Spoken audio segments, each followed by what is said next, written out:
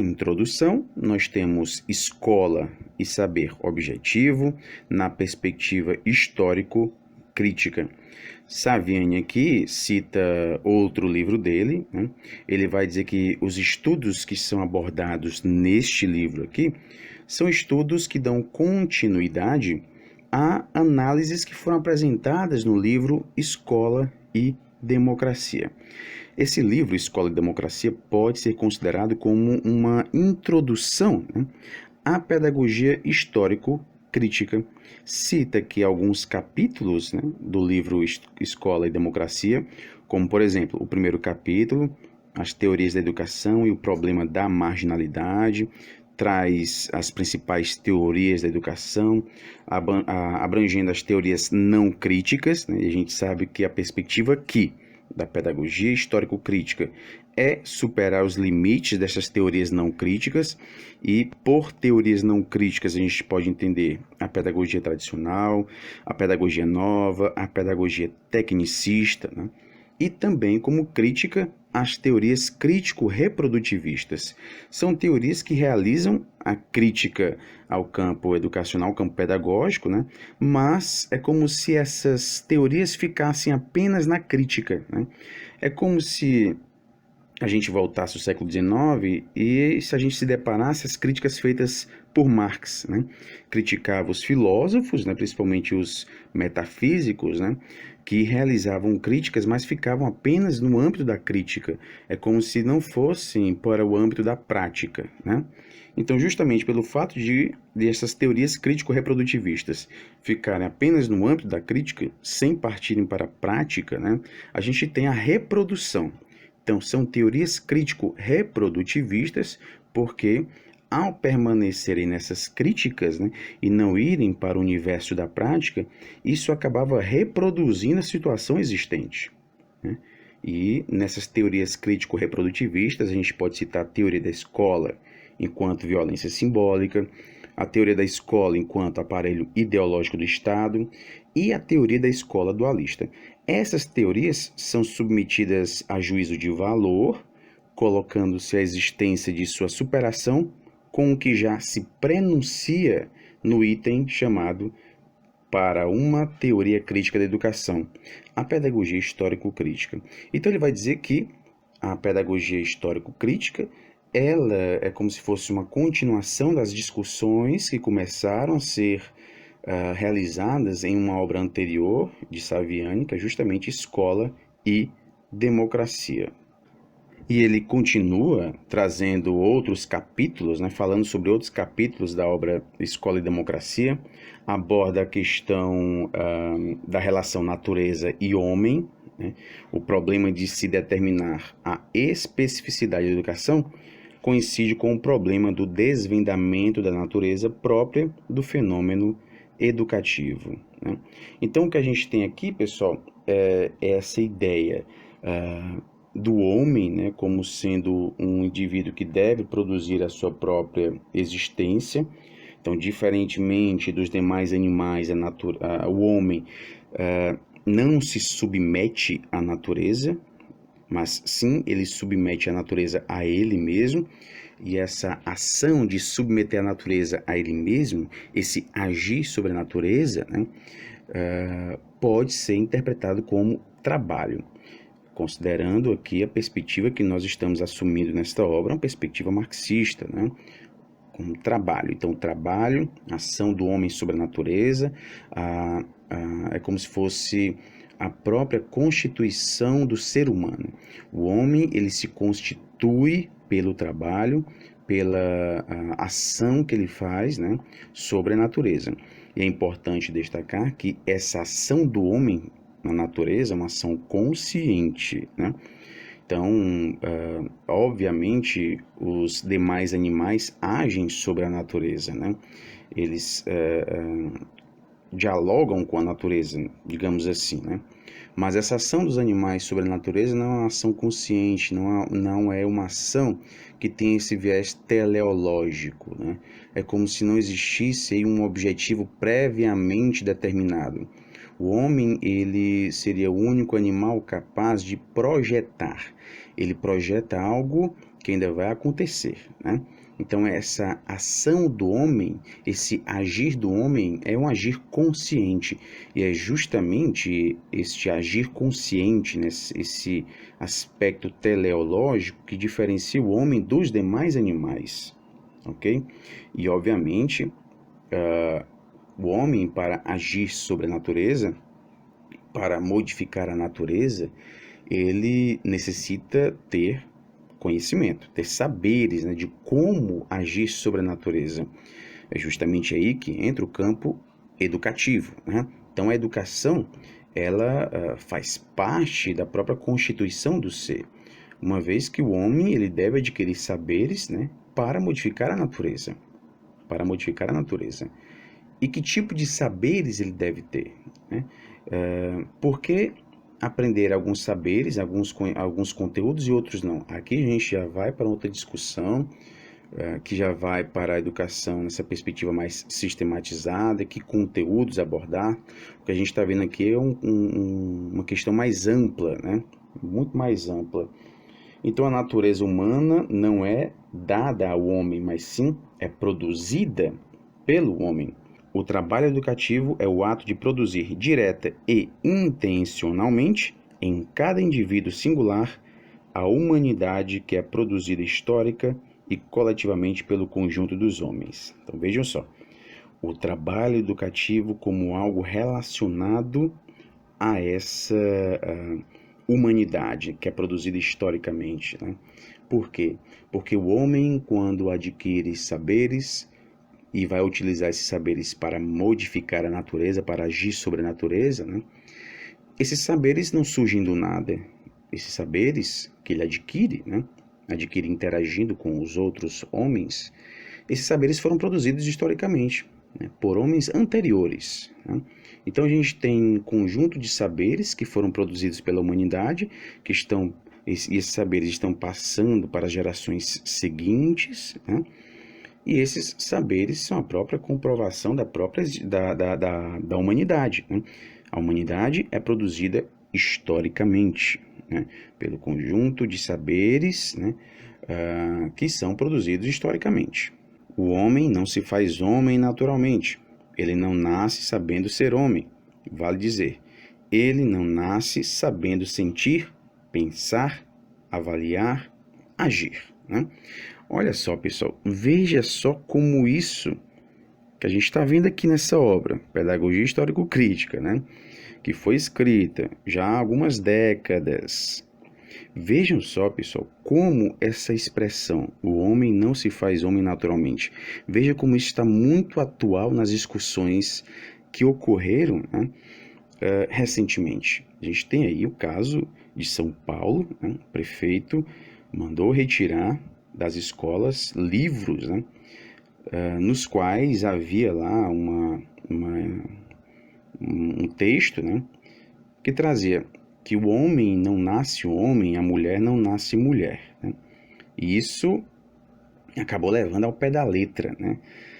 Daí, mais uma vez, pessoal, as interpretações equivocadas do que está ali, né? Não se sabe nem qual ponto de vista está sendo adotado. Então, quando o prefeito trouxe, né, veio com essa proibição, né, mandar recolher os livros, né? Depois isso foi derrubado e os livros voltaram para as escolas. Recolher os livros que tinham essa expressão, esse texto que falava que o homem não nasce homem, a mulher não nasce mulher, né? Isso revela um desconhecimento, né?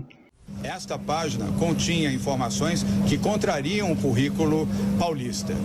Eu não sou conservador e, ao contrário, entendo e respeito a diversidade, mas é inaceitável que para uma criança de 12 anos contenha uma informação pública num sistema de educação dizendo que o sexo será definido ao longo da vida, ou seja, ela não é nem homem nem mulher e ao longo da vida que será definido. Eu não consigo compreender isso, seria o mesmo que imaginar que um filho seu não possa ter nome de homem ou de mulher e a decisão sobre isso caberá a ele ao longo da vida ou à escola que vai ensinar a ele aquilo que ele deve definir para o seu próprio sexo. Não é a questão aqui do sexo, né? Não se trata disso. O homem não nasce homem, a mulher não nasce mulher, né? Isso diz respeito, pessoal, aos saberes, às representações, aos conhecimentos, né? A gente vai se constituindo enquanto ser humano, né? Interagindo com outros seres humanos. A gente vai adquirindo uma cultura, uma língua, né? Então, se a gente analisar aqui a perspectiva, até mesmo, a perspectiva de Aristóteles, né? Ah, do, ah, do homem como um animal político, né? O zoopoliticon, né? O homem é um animal político, ou seja, o homem é um animal como qualquer outro animal, ele nasce da mesma forma que qualquer outro animal, né? Então, quando o homem nasce, ele é um animal como qualquer outro. No entanto, há uma palavrinha aqui muito importante, politicon. Politicon. Político não faz referência aqui a partidarismo político, né? Mas sim ao fato de esse animal nascer inserido em uma sociedade. Ok? Político no sentido grego, né? Ele nasce em uma polis, e justamente pelo fato de ele nascer inserido em uma sociedade, ele vai se tornando homem, né?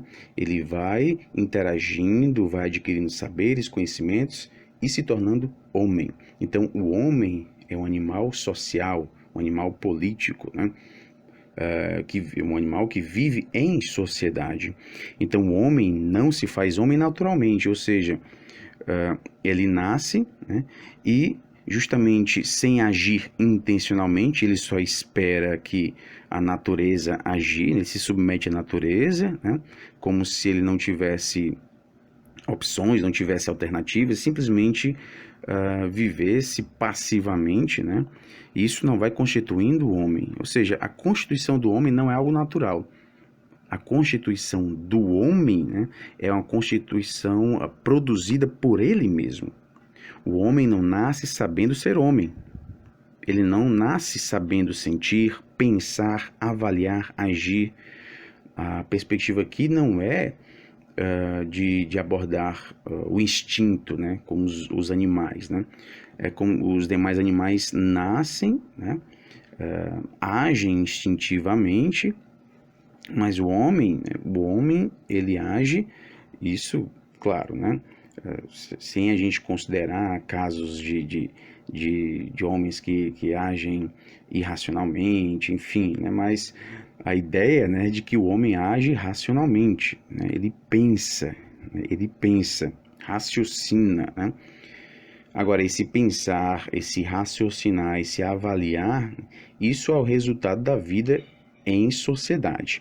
Para saber pensar e sentir, para saber querer, agir ou avaliar, é preciso aprender, o que implica o trabalho educativo, né? Então, a educação, ela é essencial para a constituição do próprio ser humano, Então, o homem, ele não nasce homem, ele nasce animal, né? E esse animal vai se constituindo como homem por meio da prática educativa, né? Do trabalho educativo. Lembrando, nós estamos abordando aqui o trabalho educativo, que é algo muito mais amplo do que trabalho pedagógico. O trabalho pedagógico ele envolve um trabalho educativo, mas esse trabalho educativo ele é sistematizado, né? Então, nós estamos abordando aqui trabalho educativo. O saber que diretamente interessa à educação é aquele que emerge como resultado do processo de aprendizagem, como resultado do trabalho educativo. Mas para se chegar a esse resultado, a educação ela tem que partir, tem que tomar como referência, tem que pegar como matéria-prima de sua atividade o saber objetivo produzido historicamente. É óbvio, pessoal, saber objetivo, né? E esse saber objetivo é o saber que nós utilizamos para a nossa própria sobrevivência, nosso próprio viver, né?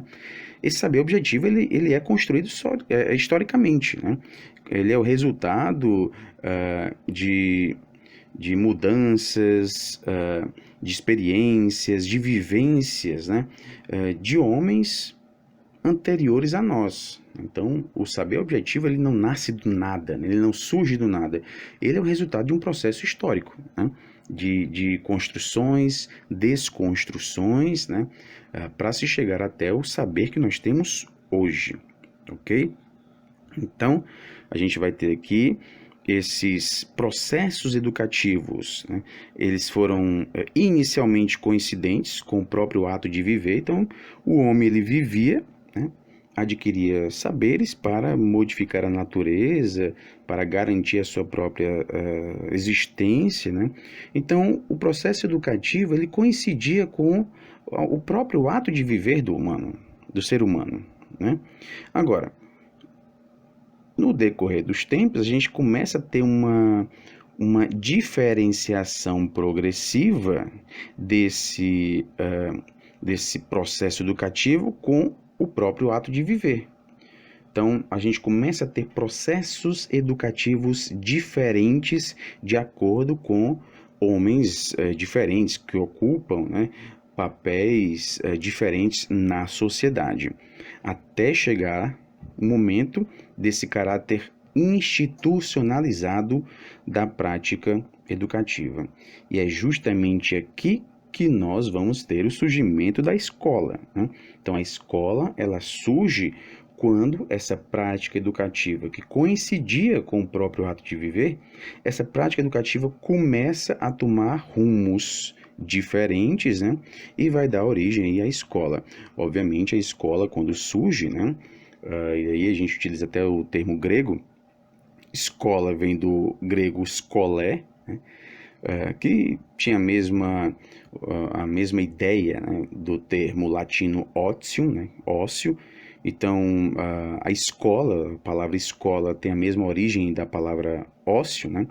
A origem que eu digo no que diz respeito ao significado, etimologicamente é diferente, né? A gente tem um termo grego, o termo é latino, ócio é um termo latino, mas o significado, né, é o mesmo, né? A gente tem aí a perspectiva do ócio, só que ócio para os gregos é diferente do ócio como a gente costuma falar hoje, né? Esse tempo disponível para você se dedicar às atividades intelectuais ou mesmo a um saber sistematizado, né? Começa a fazer referência ao escolé. Escolé vai dar origem à palavra escola, né? Então, esse saber objetivo, ele começa a ser institucionalizado e é justamente aí que a gente entra no campo científico da educação, o campo pedagógico, né? Então, essa passagem da escola à forma dominante de educação coincide com a etapa histórica em que as relações sociais passaram a prevalecer sobre as naturais, né? Então, a partir do momento que a prática educativa, né, ela não se relaciona apenas a uma prática natural, a algo natural do homem, o próprio ato de viver, mas sim começa a considerar as relações sociais, é que a gente vai ter aqui diferenças de práticas educativas. Uma vai ser sistematizada, né? E a outra continua a fazer parte do próprio ato de viver, né? Por isso, quando a gente estuda a perspectiva dualista da escola, né? Uma educação voltada para as atividades manuais e outra educação voltada para as atividades intelectuais. Geralmente a gente vai até a Grécia Antiga para mostrar as origens dessa dicotomia, uma educação intelectual para uns e uma educação manual para outras, né? E também isso acaba se refletindo na dicotomia teoria e prática, né? Essa diferença teoria e prática. Então a gente vai ter esse saber metódico, sistemático, científico, elaborado, passando a predominar sobre o saber espontâneo, natural, assistemático. É como se o saber escolar, né, o saber sistematizado, começasse a ser visto como mais importante do que aquele saber espontâneo, né? É como se fosse o senso comum, né? O saber que a gente adquire por meio da própria experiência, sem realizar qualquer tipo de experimento científico, né? E aí a gente vai ter essa educação passando a ser determinada pela forma escolar, né? O primado do mundo da cultura sobre o mundo natural. E aí, né? Isso obviamente a gente faz referência a milênios, a milênios, né? Abordando aí o aspecto do saber objetivo, que começa a ser sistematizado. Mas o ponto de vista histórico crítico que é adotado aqui, né, ele vai desmontar alguns posicionamentos que se utilizam desse saber objetivo, principalmente o raciocínio positivista. Então a gente tem aqui uma crítica ao positivismo, né? E Marx também fazia isso, um grande crítico aos positivistas que traziam essa ideia de ciência como neutra, né? Ciência como algo imutável, sem abordar o aspecto histórico, né? Então a gente tem aqui uma tentativa de desmontar esse raciocínio positivista, e um dos objetivos desse desmonte, esse posicionamento positivista, é justamente deixar muito bem clara a diferença entre objetividade e neutralidade. Porque quando a gente estuda o positivismo, sempre tem essa ideia de que o cientista, o investigador, o pesquisador, ele deve ser objetivo e deve ser neutro, né? Ser objetivo é sinônimo de ser neutro, né? E Saviani vai dizer que não é assim, né? A gente não deve considerar como sinônimos neutralidade e objetividade. O investigador, ele deve ser objetivo, mas ser objetivo não é sinônimo de ser neutro, né? Até porque a perspectiva adotada aqui é de que não existe ciência neutra, não existe pesquisa científica neutra, tá ok? O que não quer dizer que estas mesmas pesquisas que não sejam neutras, né, elas não possam ser objetivas. Então, o fato de, mesmo sendo um pesquisador adepto, né, à perspectiva histórico-crítica, né, ele vai defender a objetividade. Mas mesmo defendendo a objetividade, isso não quer dizer que ele está assumindo um posicionamento neutro. Okay? Então, mesmo sem ser neutro, é possível ser objetivo naquilo que está sendo investigado. A neutralidade, ela é impossível, porque não existe conhecimento desinteressado. E isso é importante. Todo conhecimento é interessado. A objetividade ela é possível porque não é todo interesse que impede o conhecimento objetivo. Okay? E isso é importante a gente destacar. A tarefa que se propõe a pedagogia histórico-crítica em relação à educação escolar implica identificação das formas mais desenvolvidas em que se expressa o saber objetivo produzido historicamente, conhecendo as condições de sua produção e compreendendo as suas principais manifestações, bem como as tendências atuais de transformação. Também tem como implicação a conversão do saber objetivo em saber escolar, né? Esse saber que a gente utiliza para a própria existência, né? Para dialogar com o mundo, esse saber objetivo ele se transpõe para a escola, né? Então, como é convertido esse saber objetivo em saber escolar? Então, a pedagogia histórico-crítica traz essa ideia de investigar como se dá essa conversão, né? Sempre buscando fazer essa conversão de uma forma com que os alunos possam assimilar esse saber objetivo. Isso dentro do espaço e tempo escolares, né? Tem também como implicação o provimento dos meios necessários para que os alunos não apenas assimilem o saber objetivo enquanto resultado, mas aprendam o processo de sua produção. Então, como esse saber objetivo é produzido, né? Bem como as tendências de sua transformação. Então, como ele é produzido e como ele pode ser transformado. Então, não é apenas aqui assimilar um conhecimento, mas também estudar as possibilidades de transformação, de modificação desse conhecimento. Aqui a perspectiva não é de um indivíduo passivo, como Freire trazia nessa educação bancária, a crítica que ele fazia, né? Um indivíduo que vai lá apenas para receber conhecimento, né? Depósitos de conhecimento. Não, a perspectiva aqui também é de se estudar as formas de transformar, de modificar esse conhecimento.